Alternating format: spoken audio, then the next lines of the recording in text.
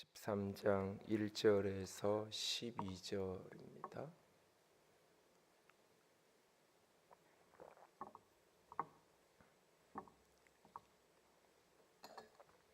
사도행전 13장 1절에서 12절까지 1절에서 12절 한 절씩 교독합니다. 안디옥 교회에 선지자들과 교사들이 있으니 곧 바나바와 니게르를 아는 시므온과 구레네 사람 루기오와 분봉왕 헤롯의 젖동생 마나엔과 및 사울이라.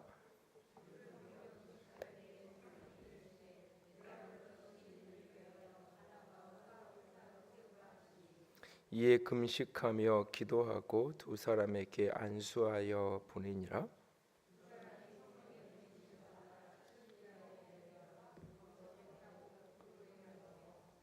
살라미에 이르러 하나님의 말씀을 유대인의 여러 회당에서 전할세 요한을 수행원으로 두었더라.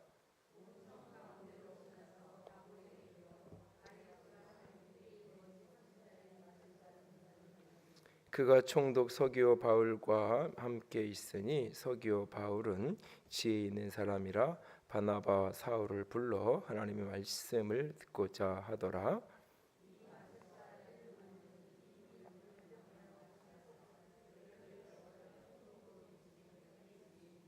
바울이라고 하는 사울이 성령이 충만하여 그를 주목하고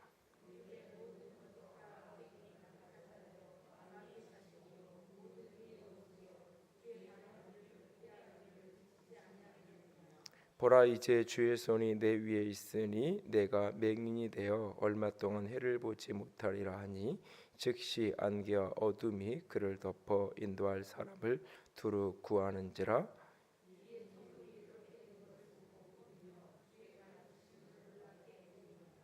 아멘. 오늘날은 어떤 사람이 사명을 받았다, 부르심을 받았다라고 하면 보통 일반적인 패턴이 본인이 하나님이 나를 선교사로 부르셨다고, 하나님 나를 목사로 부르셨다고, 또 어떤 특정한 사명과 부르심으로 이렇게 하나님이 나를 부르셨다라고 그렇게 깨닫고 그리고 나서 이제 필요한 절차들을 밟아가고 나중에 이제 교회가 그를 이제 파송하기도 하고 후원하기도 하고 교회에서 이제 사역을 하기도 하고 그런 패턴을 이 일반적인 모습입니다. 그러나 이제 이 사도행전에 등장하는 이런 모습들을 보면 그런 모습하고는 조금 다른 모습을 보게 되어집니다. 사도행전 2장 1장에서는 이제 12사도 가운데 사도 한 사람 가룟유다의 자리가 빠져 있어서 그 자리를 보선하기 위해서 일정한 조건, 일정한 사도에 해당하는 일정한 객관적인 조건들, 그래서 예수님의 생애 처음부터 예수님의 부활 승천까지를 목격했던 목격자들 가운데에서 이제 두 사람을 뽑아서 두 사람을 이제 위해서 기도하고 제비 뽑아서 한 사람을 가룟유다의 빈자리를 채워서 12사도를 채우게 되는 모습을 보게 됩니다. 사실 그 12사도는 12사도로서의 사도는 역사 속에서 유일한 그 12명이 이후에도 뭐 바울도 사도라고 부르고 바나바도 사도라고 부르는 표현들이 나오기도 하고 그러는데 12사도에 해당하는 오직 그 사람들 뿐이죠. 그리고 이 야고보가 12장에서 12사도 가운데 첫 번째로 야고보가 순교했을 때는 보존하지 않아요. 그 자리를 채우지 않아요. 왜냐하면 가룟유다는 제 길로 갔기 때문에 그 자리가 비었지만 야고보는 이 땅에서 죽었어도 하나님의 보좌 앞에서 그 하늘에서는 살아있는 그 하나님 앞에서 12사도는 이 땅에서나 죽어서나 여전히 그 12명, 그래서 새로운 보선을 12명의 자리 한 자리 비었다고 새로 뽑아서 채울 필요가 없었던 거죠. 그런데 이제 오늘 본문에서 새롭게 이제 교회가 새로운 차원으로 바뀌어집니다. 이 사도행전의 중심이, 모든 복음 사역의 중심이 예루살렘 교회를 중심으로 해서, 그리고 그 중심 인물이 베드로라는 중심 인물을 통해서 교회가 확장되어지고 복음이 흘러가던 그 흐름에서 이제는 이제 안디옥 교회가 그 중심을 서게 됩니다. 당시에 이 로마 시대에 로마와 더불어서 알렉산드리아 그리고 안디옥 로마의 3대 도시 가운데 하나로 꼽혔던 예루살렘하고 비교하면 우리는 이제 예루살렘에게 익숙하니까 그렇지 예루살렘하고 비교하면 이 안디옥은 비교도 할 수 없을 만큼 큰 당시의 대표적인 도시가 되죠. 그래서 이 도시를 중심으로 해서 이 안디옥 교회에 세워진 교회를 통해서 이제 특별히 이제 바울의 리더십이 중심 리더십이 되면서 이방인 선교의 일들이 이제 확장되어 가게 되는 것을 보게 됩니다. 그 과정에서 오늘 본문을 보면 교회 가운데 이 안디옥 교회 가운데 다양한 리더십들이 이 1절에 보면 등장합니다. 지난번에 안디옥 교회에 대한 이야기를 드리면서 이야기를 좀 드렸어요. 리더들이 다양한 배경을 가진 특별히 이방인 선교를 위해서 다양한 이방인적인 배경을 가진 그런 인물들이 교회 리더십 가운데 세워져 있습니다. 그리고 그들이 함께 섬겨서 금식하고 기도하며 하나님께 예배하는 어느 날 성령께서 그들 가운데 말씀하십니다. 그러니까는 개인에게 바울이나 바나바 이 사람에게 내가 너를 이방인의 선교사로 내가 쓰기 원한다라고 말씀하시는 게 아니라 물론 그 이야기는 사울 같은 경우는 처음 부름받는 그날 아나니아를 통해서 개인적인 부르심은 분명히 있었어요. 개인적인 부르심이 있었지만 아직 그가 준비되어지지 못한 나는 하나님께서 사도로 부름받았고 나는 이방인을 위한 택한 그릇으로 부르심받았다고 확신하고 있지만 아직 그 부르심이 객관적으로 검증되고 확인되어지지 않았어요. 준비의 과정이 필요해요. 교회는 그를 리더로 받아들이고 있지 않아요. 교회는. 그래서 그가 결국은 이 바나바를 통해서 예루살렘 교회의 사도들하고 일부 인사를 했지만 다시 그는 홀로 그 고향 다소에 돌아가서 거기에 머물러 있다가 바나바가 그를 가서 데리고 와서 안디옥 교회에서 각해 적어도 오늘 이 12, 11장, 13장 같이 붙여놓고 보면 적어도 1년 이상의 기간을 안디옥이라는 지역에서 지역교회 목회자로 이 사역을 하게 됩니다. 그리고는 사실 교회가 그럴 리더십을 인정할 수 있는 그런 어떤 때가 왔을 때에 하나님이 교회 가운데 말씀을 주세요. 교회 가운데 이 내가 시킬 일이 있으니까 이 사울과 바나바를 따로 떼어서 이 사람들을 세워라. 따로 이 사람들을 구별해서 따로 세우라고 하나님이 그 두 사람을 찍어서 교회 가운데 성령을 통해서 말씀을 주시는 것을 보게 되어집니다. 그리고 나서 교회 가운데 그 말씀을 주시자 교회가 그 두 사람을 위해서 금식하고 기도하고 안수해서 그들을 선교사로 세워서 파송을 하게 되는 것을 보게 돼요. 3절에 보면 이에 금식하며 기도하고 두 사람에게 안수하여 보내니라. 교회가 안수하고 그를 보냈어요. 그런데 4절에 보니까 두 사람이 성령의 보내심을 받아 실루기아에 내려가 거기서 배 타고 구브로를 가서 성령이 보내심을 받아. 3절에서는 교회가 안수하여 그를 보냈는데 4절에는 성령의 보내심을 받아라고 말하고 있어요. 부르심이라는 것은 사명이랑 늘 이 이중적인 부르심, 이중적인 것들을 늘 동시에 봐야 돼요. 하나님이 성령을 통해서 그 사람을 부르시는 것이고 동시에 교회가 공동체적으로 그 사람을 세우는 거예요. 교회가 그를 파송하는 거고 교회가 그를 보내는 거고 성령님께서 그를 보내는 거예요. 이 두 가지가 같이 맞물려 있다는 사실을 우리는 늘 잊으면 안 돼요. 특별히 리더십을 세우고 지도자를 세워가는 과정 속에서 이 두 가지 차원을 동시에 늘 교회 공동체는 바라볼 수 있어야 돼요. 하나님이 그를 세우는 거고 교회라는 것은 결국 어떤 이렇게 교회로서의 조직을 이야기하는 것이 아니라 결국은 교인들, 성도들 한 사람 한 사람이 그 교회니까 그 성도들을 통해서 교회를 통해서 세워지고 그가 파송되어지는 두 가지 양면이 동시에 있어요.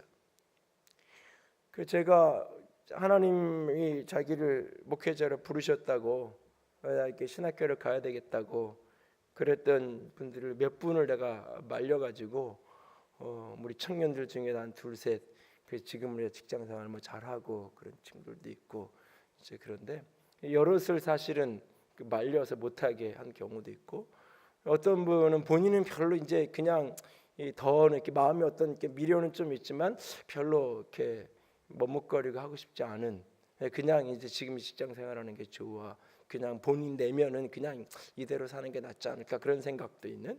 그런데 하나님은 그를 이렇게 보내기 원하시고, 뭐 이런 부분들을 경험을 지난 시간을 이렇게 목회하면서 몇 사건들이 스쳐가는데요. 목회자에 대한 부르심뿐만 아니라 교회의 어떤 리더십을 세워가는 이런 부분들도 이 두 가지 양면이 있어요. 하나님이 바울을, 사울이었던 시절에 그가 다메섹에서 처음 불러서 아나니아를 통해서 이방인을 위해 택한 그릇이라고 말씀하셨어요. 그러나 교회가 아직 그를 받아들이지 못해요. 그럴 때 그가 나는 사도라고, 나는 이방인을 위해 택한 그릇이라고 하나님이 내게 말씀하셨고, 아나니아를 통해서 내가 뭐 그렇게 주장하는 게 아니라 당신들도 다 인정하는 아나니아를 통해서 하나님이 예언의 말씀으로 내게 주셨는데 당신들 왜 안 받아들이냐고 말하지 않아요. 그렇게 얘기하지 않아요. 그는 고향으로 돌아가서 그곳에서 침묵의 시간을 갖게 되고, 나중에 갈라디아서나 이런 것을 보면 그가 아라비아 광야에 가서 적어도 3년 이상은 하나님과 독대하면서 성령님께서 그를 예민하게 가르치시고 훈련시켰던 그런 과정들을 거쳤던 고백들을 바울이 하게 되는 것을 보게 돼요. 그리고 어느 날 그를 바나바를 통해서 부르죠. 바나바가 그를 불러서 같이 동력하는 사역자를 불러서 세워서 같이 교회 안에서 사역하면 사역으로서 교회 안에서 그의 리더십이 영향력이 인정돼요. 그럴 때에 하나님이 다시 한번 교회 가운데 말씀을 주세요. 때가 됐으니까 너 바나바하고 너 사울하고 이제 떠나라 라고 말하는 게 아니라 교회 가운데 그 두 사람을 세우라고 말씀하고 있어요. 늘 부르심을 이게 이중적으로 같이 와야 돼요. 하나님이 모세라는 사람을 처음 택한 건 맞아요. 하나님이 그가 처음 그렇게 갈대상자에 버려졌으니 그날부터 하나님은 그를 통해서 이스라엘 백성들을 구원하기 위한 하나님의 계획이 있었어요. 그것을 그는 내면으로 어느 정도 느끼고 있었어요. 그래서 나이 40이 됐을 때에 자기의 외적인 성공과 성취를 다 버리고 애굽의 바로의 공주의 아들이라는 그 모든 부귀와 영화와 애굽보화를 다 버리고 자기 백성과 이스라엘 백성들과 함께 고통받기를 선택하고 이스라엘 백성들과 한편이 되기를 원했어요. 그런데 누구도 그를 받아들여 주지 않아요. 나는 이스라엘 백성들을 구원하기 원한다고 말하지만, 나는 준비했다고 말하는데 아무도 그 사람을 이스라엘 백성들의 공동체는 그를 받아들여 주지 않아요. 왜? 그의 외모와 그의 모습은 누가 봐도 그는 애굽 사람이지. 출애굽기 2장에 보면 그 모습들이 등장을 해요. 누가 봐도 그는 애굽 사람이 아직 준비가 안 됐어요. 40년 동안 광야 생활의 여정을 지난 후에 어느 날 하나님이 그를 다시 부르세요. 그리고 그를 보내셔서 그에게 어떤 기적의 모습을 통해서 먼저 바로에게 보내는 게 아니에요. 먼저 이스라엘 백성들에게 보내서 이스라엘 백성들 앞에서 표적을 행하면서 하나님이 보낸 사람이 맞다라는 것을 먼저 확인시켜요. 그러고 나서 그가 리더십을 가지고 이스라엘 백성들을 이끌어가는, 그래도 끊임없이 이 모세에게 반역하고 대적하고 원망하고 뭐 이런 일들이 광야 여정 내내 반복되는 것을 보잖아요. 부르심이라는 것은 늘 이 두 가지의 양면이 있는 거예요. 근데 사실은 오늘날은 또 반대로 이런 어떤 부르심을 이야기하는 성령의 부르심과 역사하심을 사실은 표면적으로는 이야기하지만 내면적으로는 사실은 또 많은 교회의 필요와 상황에 따라서 하나님의 인도하심이 아닌 인간적인 선택과 판단을 통해서 흘러가는 경우가 참 많아요. 요즘에 이제 뭐 이슈 아닌 이슈가 이제 됐던 것 중에 하나가 목회자들의 뭐 세금 이런 문제가 이제 이슈가 되고, 그 단순하게 그게 이제 뭐 목회자의 세금 문제로만 끝나는 게 아니라 이게 이제 교회의 어떤 이제 재정적인 이런 부분들하고 이렇게 연동이 돼 있는 문제여서 사실은 이제 뭐 예민하게 반응하는 분들도 계시고 논란이 많은데, 뭐 그 문제는 이렇게 건드리면 건드릴수록 교회가 이익될 게 아무것도 없어요. 어떤 이야기를 해도. 근데 사실 그 논의가 이렇게 어떤 선입관 없이 논쟁을 이렇게 좀 토론을 할 수 있다라면 가장 근본적인 질문이 뭐냐면 목사는 직업인이냐, 이게 이제 가장 본질적인 사실 질문이에요. 그 양화진에 있는 백신년 기념교회의 이시철 목사님이 이제 내년이면 은퇴를 하시면서 이제 후임자를 이렇게 세우는 문제를 이제 고민을 하시다가 지금 현재 그 교회에 있는 4명의 부교육자들을 공동 목회를 하게끔 장년부 사역을 하시던 분은 장년부 사역팀장, 교육부 사역하는 교육부 사역팀장, 뭐 행정하면서 외부 사역하던 대외 사역팀장, 뭐 이렇게 가지고 4명의 사역자들을 세워서 그 사람들이 그대로 이제 할 수 있는 한국 교회에서 독특한 이제 스타일의 이제 목회를 이제 또 다시 이제 만들어가는 어떻게 보면 실험적이면서 이런 얘기를 하는데, 그분이 이런 이야기를 이제 그렇게 한 이유 중에 하나를 중요한 이제 포인트를 지적한 게 뭐냐면, 목회자들에게 하는 얘기예요. 만약에 내가 이런 A라는 지역에 있다가 어디에서 이렇게 사역을 하다가 어디에서 이렇게 광고 난 걸 보고 목회 사역지로 가고, 예를 들어서 그 백주년 기념교회에서 담임 목사 청빙합니다, 초청합니다, 이렇게 모십니다라고 신문 광고를 이렇게 해놓은 그걸 보고 내가 어떤 A라는 교회에 사역을 하고 있다, 여기에 한번 내가 원서 넣어볼까? 그렇게 해서 이렇게 원서를 넣는다면, 그렇게 해서 목회자가 지금 있는 곳보다 조금 더 나은 환경, 조금보다 큰 교회, 지금 내가 있는 곳보다 조금 나은 어떤 대우를 받을 수 있거나 나은 역할을 할 수 있는 어떤 곳을 찾아서 그렇게 원서를 넣고 면접을 보고 그렇게 해서 이렇게 사역지를 찾아간다면, 목회자는 결국 직업인의 한 사람, 직장인들이 결국 좋은 직장을 찾아서 내가 중소기업에 있다가 대기업에 기회가 되면 연결해서 내가 찾아가는 것과 무엇이 다르냐라고 하는 그 근본적인 질문, 그 고민 속에서 이 문제에 대해서 이렇게 공식적으로 왜 광고를 안 하고 그 정도 규모 되는 교회면 후임자를 초청 청빙하고 이러면은 그 내부적으로 그렇게 할 일이 아니라 공식적으로 신문 광고도 하고 공개적인 절차를 통해서 이렇게 광고하고 모집하고 채용 공고 내듯이, 그게 이제 일반적인 사례고 일반적인 케이스인데 왜 그렇게 하지 않았느냐? 당신처럼 개혁적이고 이렇게 투명하게 한다는 사람이 왜 그런 식으로 안 하고, 그런 식으로 어떻게 보면 밀실해서, 어떻게 보면 그 내부적으로만 그렇게 해서 하면은 그거는 잘못된 게 아니냐, 이런 식의 이제 논란의 한 질문에 답을 하면서 그런 이야기를 하시는데, 굉장히 그러니까 현실적으로 다 그걸 받아들일 수 없는 현실적인 상황, 뭐 공고 내고 이게 다 잘못된 건 아니니까 거기에 현실적인 어떤 여러 가지 이것들을 인정하면서도 근본적으로 던지는 그 질문 앞에서 목회자의 한 사람으로서 깊은 질문, 깊은 고민을 해봤어요. 왜냐하면 저도 그런 유혹을 굉장히 많이 받거든요.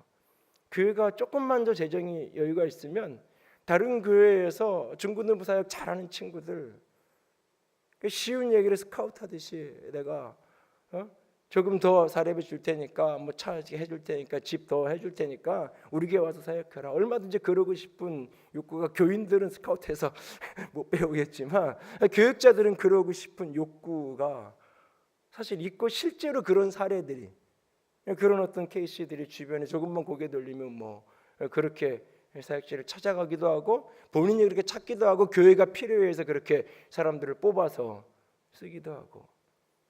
그런데 이제 사실은 근원적인 고민이 있는 거예요. 그러니까 외부에서 보기에 교회의 행태나 모습은, 목회자들의 많은 모습은 직업인들과 다를 바가 없이 그런 교회에 돌아가는 모습을 밖에서 보면 그렇게 보이는데, 세금 문제만 나오면 우리는 직업인이 아니다, 성직자다, 이걸 가지고 이 직업인으로서 세계인 맺는 거 옳지 않다, 이렇게 얘기하니까 자기 모순인 것처럼 이 세상에서 이제 보는 거예요. 그래서 이제 이걸 뭐 직업인이 아니다라고 아무리 이야기를 해도 세상의 렌즈 시전으로 보면 이걸 받아들여지지 않는, 사실은. 왜냐하면 목회자들이 직업인의 한 사람인 것처럼 그렇게 생활을 하니까, 사실은 모습 속에서. 그러니까 뭐 최근에는 이제 인천에서 이제 부교육자들 노조 만든다고 그래가지고 이제 노조가 결성이 돼서 이제 거기에 이제 부교육자들 처우 개선 뭐 이런 걸 이제 하고, 왜 그런지는 알아요. 그렇게 현실과 상황이 너무너무나 힘든 어떤 현실 속에서 이렇게라도 뭐 그 이해는 하지만 이렇게까지 해야 되나, 이런 어떤 고민이 사실은 있는데요. 이 이야기를 하는 이유는 교회가 목회자들의 예를 들었지만 목회자들뿐만 아니라 교회의 어떤 사역자를 세우고 사람을 세우고 하는 이 부분에서 교회가 필요해서 교회가 필요로 인정하는 사람들을 세워가는 그 차원으로만 끝나면 안 돼요. 거기에 늘 하나님께서 역사하시는 성령의 역사, 이 두 가지가 늘 같이 예민하게, 이거는 이거냐 저거냐의 문제가 아니에요. 그러니까 하나는 옳고 하나는 틀리고의 문제가 아니라 민감하게 이 두 가지가 같이 맞물려 있어야 된다는 거예요. 현실적으로는 다 내 마음대로 교회가 필요한 대로 해놓고 겉으로만 성령님이 인도하신 거라고 사실은 겉과 속 다른 모습, 이거 누구나 사실은 내면에 있는 사람은 다 느낌으로 아는 거거든요. 그건 아니거든요. 오직 성령께서 역사하시는 부분하고 교회가 역사하는 우리들 같이 가야 되는 이 두 가지 모습이 양면이 어디나 하나님이 이끌어 가시는 리더십을 세워가는 모습, 이 모습이 있다는 것을 놓치면 안 돼요. 오늘 하나님께서 교회 가운데 말씀하셔서 이 바나바와 사울을 따로 구별하여 세우라 그래요. 내가 시킬 일이 있다고 말씀하세요. 그러자 그들이 안수하여 그들을 보내요. 근데 그걸 성령께서 보내셨다고 말해요.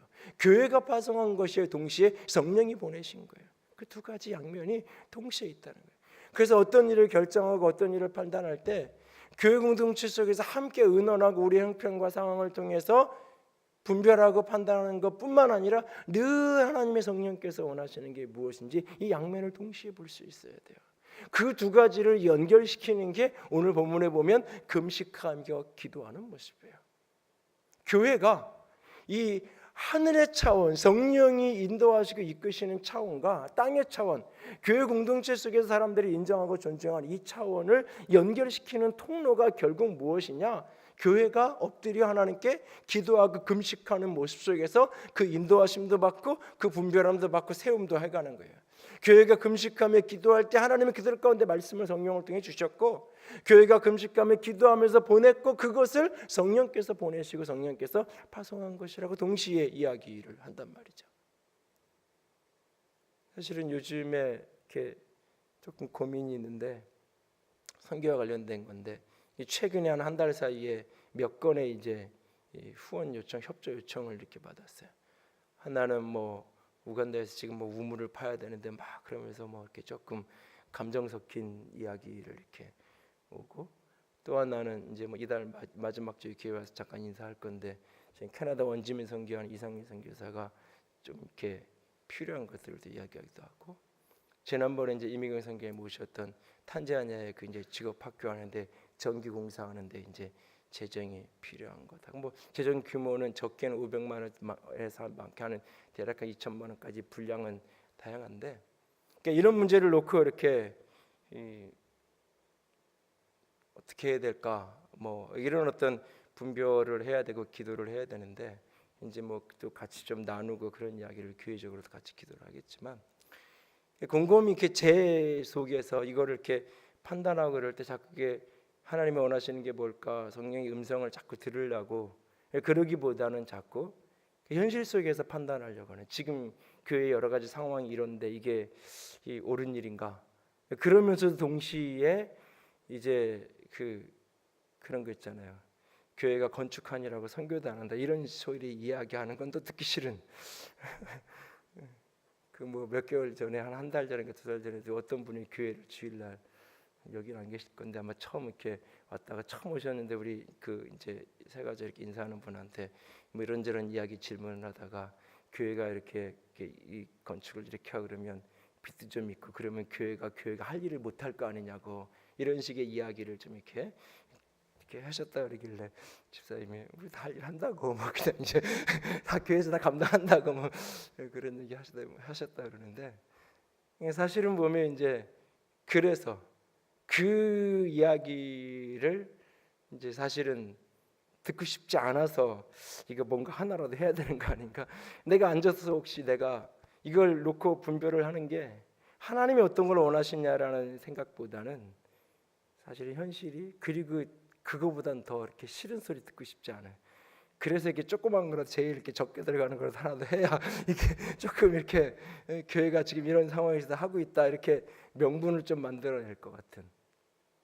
그러니까 나도 모르게 자꾸 그런 식으로 이 일을 하나님이 원하시는 일이면, 재정으로 안 되면 하나님이 원하신다 그러면 광고하고 같이 기도하고 뭐 특별한 걸로 좀 하자 그러고 이렇게도 할 수 있는 거잖아요. 지금 우리 재정이 상태가 안 되면 같이 하고, 그게 안 되면 그 성금이 이 정도밖에 안 나왔으면 현재 우리가 감당할 수 있는 게 이 정도밖에 안 된다, 나머지는 또 다른 통로를 또 했으면 좋겠다, 기도하고 하면 되는 거거든요. 사실은 이게 하나님이 인도하시는 것만 맞으면. 근데 그걸 먼저 분별하고 성령께서 원하시는 게 뭘까라는 부분보다는 이게 인간적인 생각의 판단을 먼저 하려는 그런 모습들. 우리가 교회의 여러 가지 모습들을 분별하고 판단할 때, 이게 넓게 말하면 우리 개인의 상황도 마찬가지예요. 내 개인의 형편과 상황과 처지에 따라서만 모든 걸 자꾸 분별해 가려고 하는, 그 속에 사실, 그렇다면 우리가 기도하면서 하나님의 음성을 듣기 원하고 기도하면서 분별하는, 도대체 무슨 의미가 있는 건지.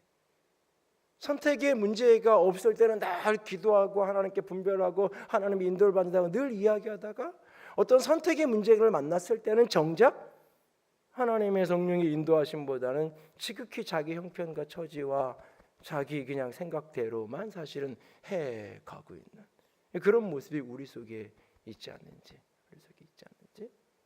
오늘 본문의 이야기는 이 선교사 한 사람을 세워서 파송하는 문제이지만, 넓게 생각하면 함께 이런 부분들을 같이 우리가 분별할 때 깊이 우리가 들여다 보아야 되지 않을까 생각을 해요. 늘 우리는 하나님의 차원, 성령께서 무엇이라고 말씀하시는지, 그러나 동시에 성령께서 아무리 말씀하셨어도 우리가 준비가 안 되면, 바울이 준비가 안 되면, 오늘 본문에 처음 바울이라고 하는 사울이라는 표현이 9절에 처음 이제 바울이라고 이렇게 불리잖아요.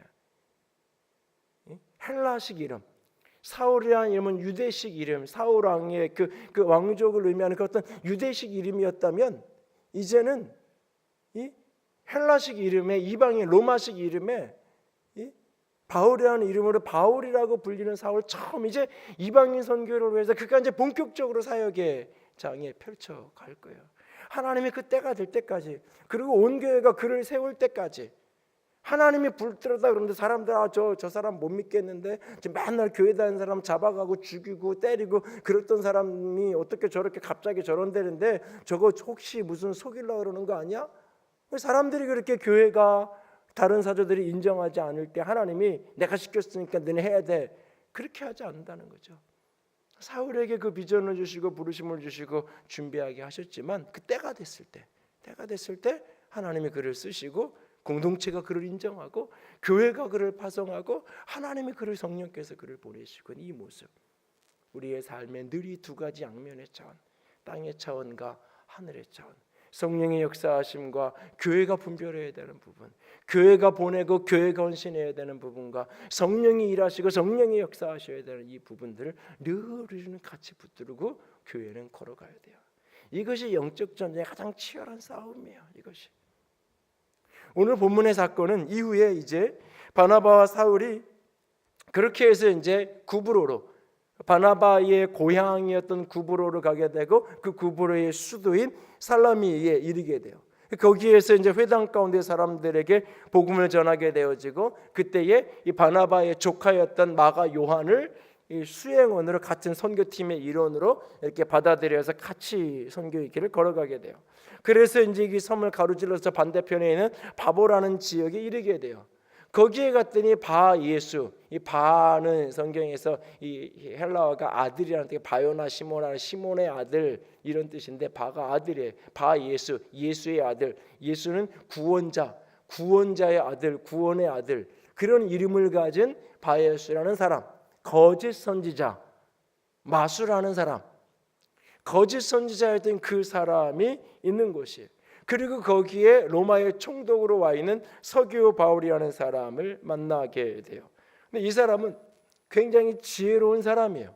그래서 바나바하고 이 사울이, 바울이라 불려진 이 사울이 그곳에서 이렇게 회당 가운데서 말씀을 전하는 이야기를 듣고 싶었어요. 말씀을 듣고 싶고 말씀을 배우고 싶었어요. 그래서 그를 초청해서 말씀을 듣고자 해요.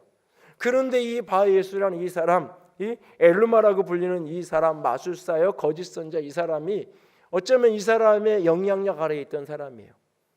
그러니까는 이 총독이 지금 서기오 바라는 이 총독이 자기 영향력 아래서 이 거짓 선지자 마술하는 자 아래서 그 영향력 아래서 그 말을 듣고 그를 존중하고 따르고 그러던 사람이었던 거예요. 그런데 그가 지금 바울과 바나바가 그 동네에 와서 복음 전하고 그러니까 그걸 관심을 갖고 들으려고 그래요. 그러니까 어떻게든 이거를 못 믿게 하려고, 믿지 못하게 하려고 온갖 방해를 하는 거예요. 그래서 8절에 보니까 끝에 그들을 대적하여 총독으로 믿지 못하게 힘쓰니, 믿지 못하게 아주 힘쓰는 상황이 벌어져요.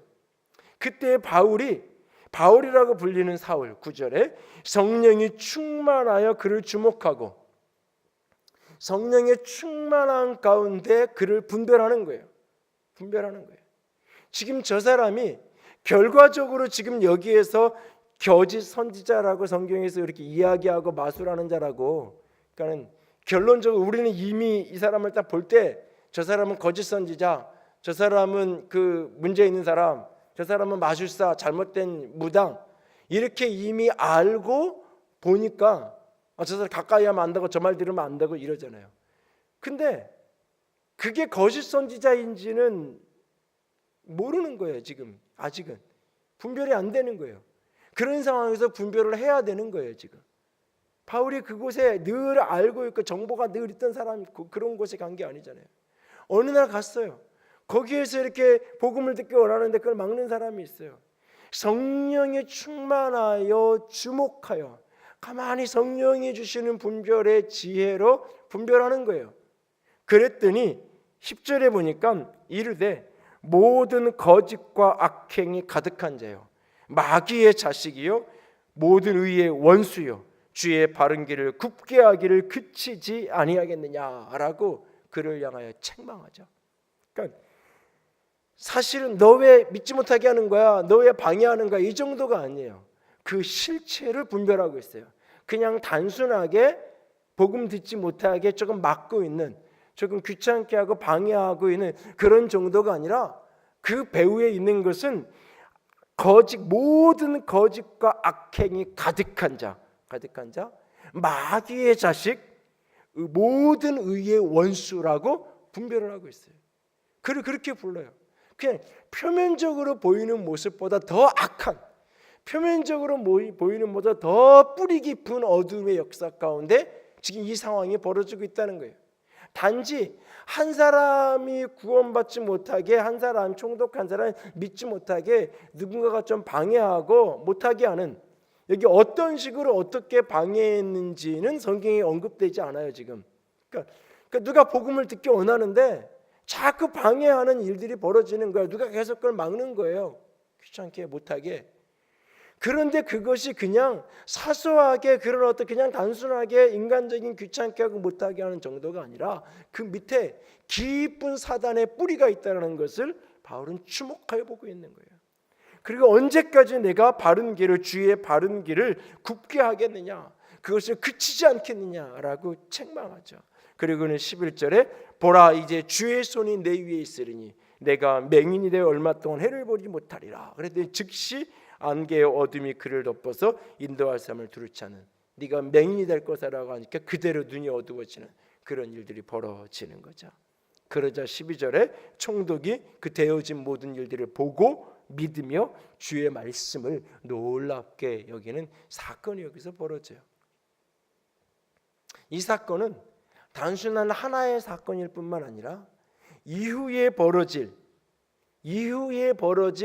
바울과 바나바의 모든 선교 사역에서 직면할 일들을 가르쳐주고 있는 거예요. 여기에 싸움의 핵심은 이거예요. 한 사람이 있으면 끊임없이 하나님의 사람들을 그를 믿게끔 역사하는 거고, 사단은 끊임없이 그를 믿지 못하게 역사하는, 한 사람의 믿음의 길을 걸어가는데 아주 치열한 영적 전쟁의 현장이 그곳에 있을 거라는 이야기예요. 끊임없이 하나님의 사람들을 통하여서 그들을 믿음으로 초청하고 믿음의 자리에 서기를 요구하고 믿음으로 그들에게 나아갈 것이고, 그래서 믿게 하려고 말씀을 전하는 일들을 할 것이고, 또 반대편에서 사단은 끊임없이 마귀의 자식이 모든 의의 원수인 어두움은 끊임없이 믿음의 길을 가지 못하다, 믿지 못하더라도 끊임없이 막는 이 어둠의 역사들이 끊임없이 있을 거라는 거예요. 앞으로 모든 선교 사역 속에서 그런 치열한 영적 전쟁이 벌어질 것을 보여주는 그 영적 전쟁의 현장 앞에서 오직 성령 충만함으로 분별하고 성령 충만함으로 말미암아 하나님의 영적인 능력이 있어야만 그것을 뚫고 나갈 수 있는 사도행전 1장에 예수님께서 성령이 너희에게 임하셔서 오직 능력이 하나님의 능력이 성령이 능력으로 너에게 임해서 예루살렘과 사마리아 유대와 땅 끝까지 내 증인이 되리라고 말씀하셨던 것처럼 성령을 능력으로 덧입어야만 이 땅 끝으로 향하여 나아가는 이 복음 사역의 역할을 감당할 수 있다라고 이야기하고 있는 거예요. 모든 복음 사역의 핵심은 결국은 한 영혼을 구원하고 살리는 거예요. 오늘날 많은 사역자들이고 사명자들이고 저 자신을 포함해서 마찬가지예요. 무언가 준비해야 된다라고 생각하면 자꾸 많은 것을 정보를 얻어야 되고 지식을 쌓아야 된다고 생각을 해요. 사람들을 가르칠 수 있는 어떤 능력을 자꾸 키워야 된다고 이야기해요. 필요 없다는 얘기가 아니에요. 분명히 필요하고 있어야 되는 건 맞아요. 그런데 그것보다 더 중요한 게 뭐냐? 성령의 능력이 필요한 거예요. 성령의 충만함이 필요한 거예요. 왜? 이건 영적 전쟁이기 때문에. 아무리 잘 가르쳐도 아무리 지적으로 잘 설교하고 설명하고 그래도 성령이 역사하지 아니하시면 이게 영적 전쟁이기 때문에 뚫고 들어가지 못한다고요. 믿음의 역사가 일어나지 않는다고요. 지적으로 동의한다고 해서 믿음의 생활을 하는 게 아니에요. 지적으로 이해됐다 그래서 내가 믿음 앞에 서게 되고 하나님의 말씀 앞에 굴복하는 게 아니에요. 거기에 반드시 성령의 역사가 있어야 돼요. 모든 믿지 못하게 하는 그 배후에는 오늘 본문처럼 아주 직접적으로 드러난 그 어떤 마수라는 그런 주술사가 직접적으로 배경에 있으면서 직접적으로 방해하는 그런 경우도 있지만 많은 경우는 보이지 않는 것 속에서 끊임없이 어둠의 영들이 일하고 역사한다는 이야기예요. 끊임없이 복음을 전하는 현장은 끊임없이 교회가 사명을 감당하는 현장은 치열한 영적 전쟁의 현장이에요.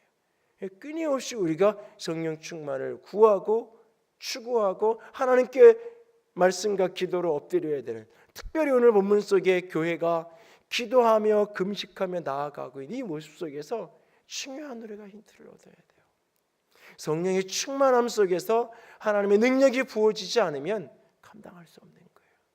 우리가 소그룹 안에서 샘터로 내가 사람들을 잘 먹고 놀고 즐기고 같이 친해지고 할 수 있어요. 그렇다고 해서 사람들이 영적으로 변화를 받는 게 아니에요. 친할 수 있어요. 좋다라고 할 수 있어요.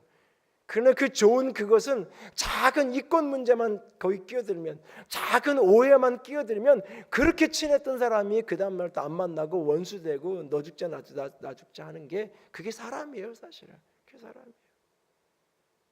그 속에 성령이 역사하지 않으시면, 하나님의 능력이, 성령의 역사가 사람을 변화시키는 능력이 일어나지 않으면 안 되는 거예요. 그래서 끊임없이 우리가 해야 될 친절하게 하고 사랑하고 어떻게 하면 잘 가르칠지를 연구하고 다 필요한 거 맞아요. 그게 의미 없고 쓸데없다는 이야기가 아니에요. 그것이 진정 의미를 갖기 위해서, 그것이 진정 열매로 결실하기, 무슨 열매? 영원히 구원받는 생명이 살아나는 것으로 결실하기 위해서는 반드시 거기에 성령의 역사가 있어야 돼요.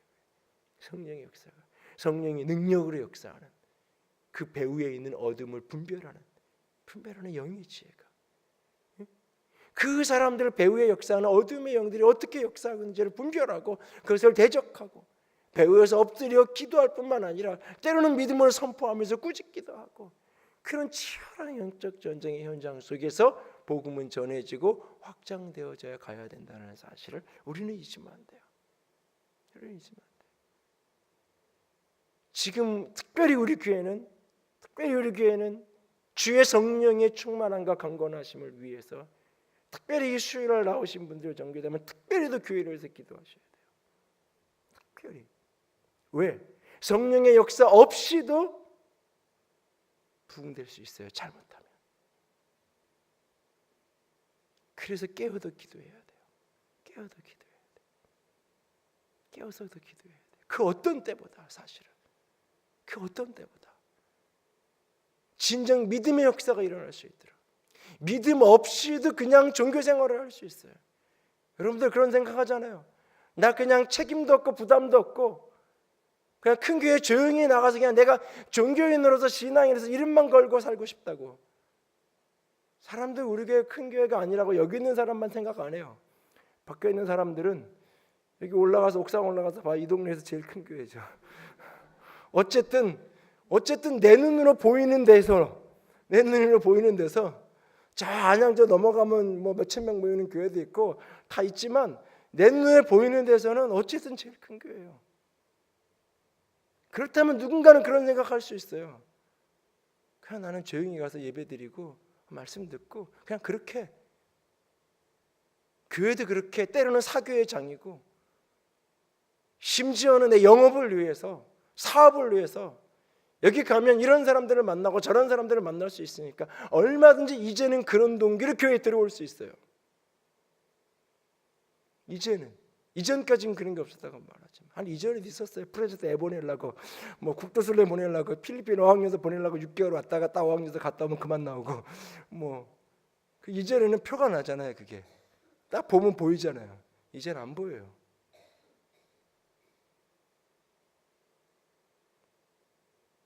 그래서 성령의 역사로 부딪혀져야 돼요. 어떤 동기에서 들어왔든지 주의 성령이 역사하시면, 발길을 오게 한 건 어떤 인간적인 욕심이고 욕망이었다 할지라도 그 속에 성령이 온전히 역사하고 주의 말씀이 온전히 역사하면 녹아져서 변화시켜서 자신이 왜 왔는지를 잊어버린 채 오직 주의 복음에 붙들려 새로운 삶을 살아갈 수 있는 거예요. 오늘 그러기 위해서 끊임없이 우리는 더 기도해야 돼요. 특별히 깨어서 금식하며 기도해야 될 때가 특별히 교회를 위해서 중보한다고 얘기하고 교회 리더십이라고 얘기하고 내가 기도하는 사람이라고 얘기하는 생각을 스스로 생각하는, 또 기도해야 된다고 느끼는 사람들은 특별히 깨어서 기도해야 돼요. 성령의 충만함이 잃어버려지지 않도록 이전보다 더 강력한 성령의 역사가 우리에게 절실한 때라고. 왜? 성령이 없이도 성령이 역사하는 걸로 속을 수 있어요. 얼마든지 끊임없이 복음이 흘러가고 복음이 전해지고 교회가 성장하는 그 모든 과정은 치열한 영적 전쟁터예요. 특별히 오늘날 우리 시대에 가장 치열한 영적 전쟁은 사실은 복음을 믿지 못하게 하는 것도 있겠지만 복음을 변질시키고 왜곡시키는 거예요. 교회를 철저히 인간의 공동체로 만들어 놓는 거예요. 교회를 철저히 사람들의 모임으로 만들어 놓는 거예요. 이야기는, 주고받는 이야기는 하늘의 이야기라는 것 같지만 모임의 모든 것이 움직여가는, 이것이 움직여가고 흘러가는 모든 것들은 철저하게 인간의 메커니즘으로 그렇게 흘러가기를 원하는, 그러면서 결국은 교회는 빛과 소금의 역할, 생명력을 잃어버리는, 영혼을 살리는 생명을 잃어버리는 그런 모습으로 변질되어질 수 있어요. 얼마든지 깨어서 기도할 수 있기를 원합니다. 오늘 이 본문을 들여다보면서 왜 이방인 선교의 첫 문을 여는 이 장면 속에 이 말씀을 묵상하면서 계속 제 안에서 질문은 그거였어요. 왜 이 교회는 지금 이렇게 기도하고 금식하고 있을까? 금식하며 기도하는 장면이 사도행전 앞부분에 별로 없어요. 교회가 금식하며 기도하지 않아도 이만큼 성장했어요. 그렇게 놀랍게도 지금 복음이 역사하고 있어요. 그런데 지금 여기에 어떻게 보면 사도행전의 유일하게 이 전환점 앞에 기도하고 금식하고 있어요. 처음 예루살렘 교회가 탄생하기 전에 그들이 그렇게 엎드려서 성령이 임하기 전에 그들이 그렇게 전역 기도에 힘썼던 것처럼 오늘 이 안디옥 교회가 기도와 금식에 헌신하고 있어요. 그리고 그 배후에서 그 안디옥 교회의 그 배후의 기도를 사용하셔서 비록 바울이 나가서 바나바에게 나가서 현장을 누볐지만 수많은 복음의 역사를 이루어갔지만 그들을 하나님의 성령 가운데 기도와 금식 가운데 세워서 그들을 보낸 그 안디옥 교회는 우리는 보냈으니까 그게 끝이 아니에요. 그들은 끊임없이 배후에 기도와 금식으로 후원하고 그렇게 하나님의 역사는 같이 이루어져 가는 거예요. 오늘 우리도 그렇게 깨어 기도할 수 있기를 원합니다. 성령 안에서 끊임없이 분별하고 인도함 받고 성령의 충만함의 능력으로 사로잡혀서 영혼을 구원하는, 한 사람을 믿음으로 돌아오게 하는 축복의 통로, 구원의 통로, 우리 모두가 될 수 있기를 원합니다. 성령이 아니고는 일을 이룰 수 없어요. 그래서 우리는 기도와 금식으로 그 앞에 내가 할 수 없는 것 하나님 당신이 해주세요. 그러니까 끊임없이 우리는 엎드려 기도하며 나아가야 하는 거예요. 그때 주의 일을 주께서 이루어 가실 것입니다. 함께 찬양합시다. 258장 성령님 주를 환영합니다. 성령님 주를 환영합니다. 전능하신 하나님, 자비와 은혜의 성령님, 이곳에 오셔서 찬양합니다.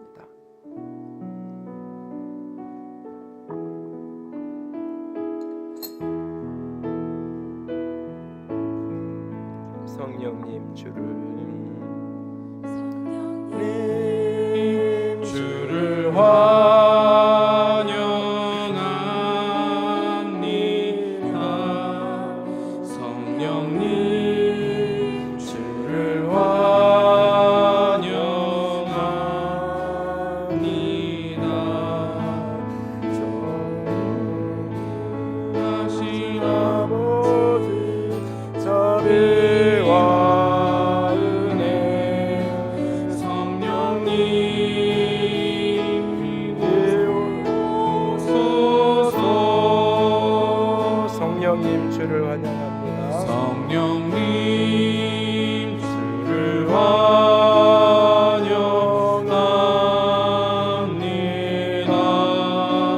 성령님 주를 환영합니다.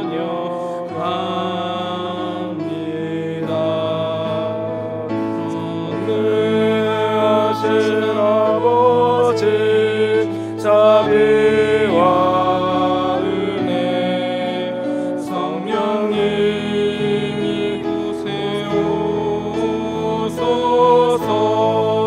계신 곳에 고침이 있고 주 계신 곳에 고침이 있고 오직 주의 능력이 날 구원하네. 성령님 주를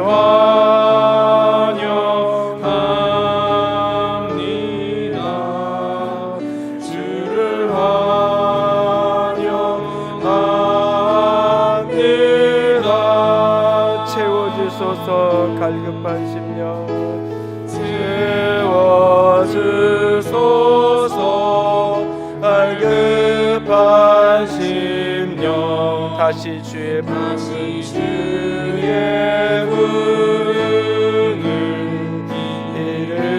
일으키소서.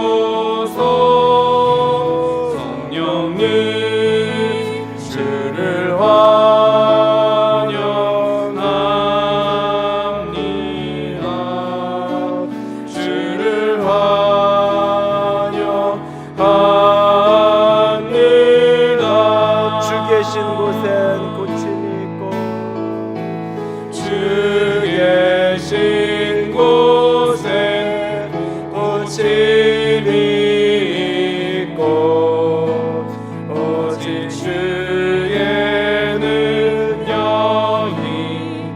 날 구원하네. 성령님 주를 환영합니다.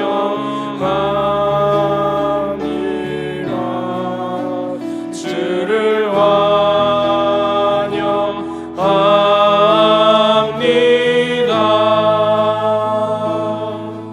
이 시간 함께 기도합니다.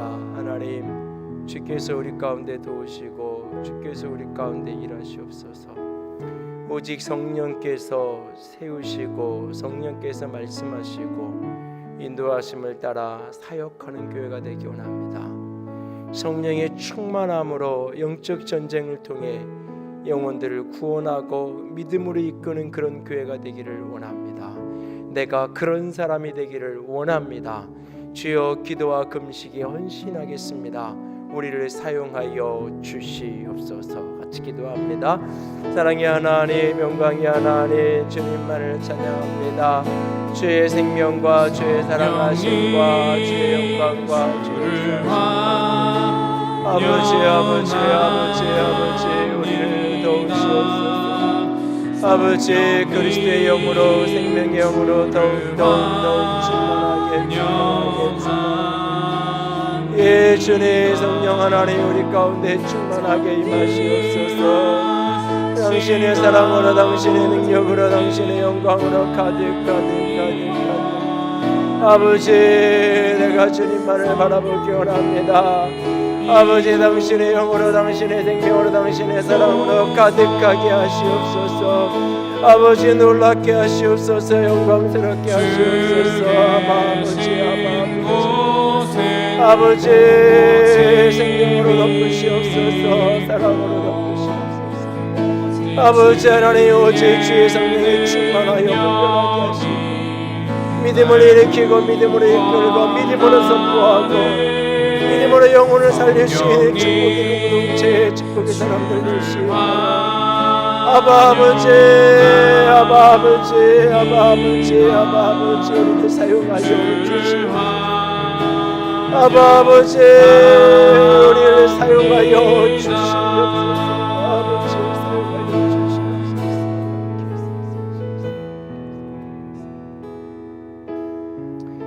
성령의 말씀하심을 따라 걸어가기 원합니다. 성령의 충만하게 하심을 따라 영혼을 살리는 주의 통로가 되기를 원합니다. 아버지 우리를 사용하여 주시옵소서. 생명의 통로로 영광의 통로로 아버지 우리를 사용하여 주시옵소서. 주의 성령이 다시금 새롭게 부어지기를 원합니다. 주의 성령이 새롭게 충만함으로 역사하시기를 원합니다. 아버지 충만케 하여 주시옵소서. 하늘의 빛으로 영광으로 가득하게 하여 주시옵소서. 주님 찬양합니다. 주의 이름으로 축복합니다. 우리 주님 예수님 이름으로 기도드렸습니다. 아멘. 이제는 우리 주 예수 그리스도의 은혜와 하나님 아버지의 놀라우신 사랑하심과 성령 하나님의 교통하시며 기름 부으시는 그 은혜가 오늘도 다시금 주의 성령에 충만케 되어짐을 구하는 모든 이들 위해 이제로부터 영원토록 함께 있을지어다. 아멘.